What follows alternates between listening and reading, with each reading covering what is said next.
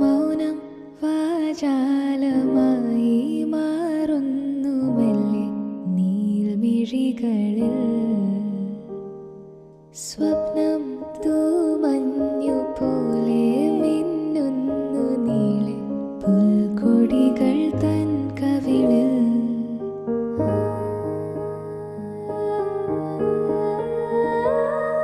ഏതോ ഹേമന്തരാവിൽ പൂക്കുന്ന പൂവിൻ സൗരഭമായി നീ അരികിൽ വന്നു.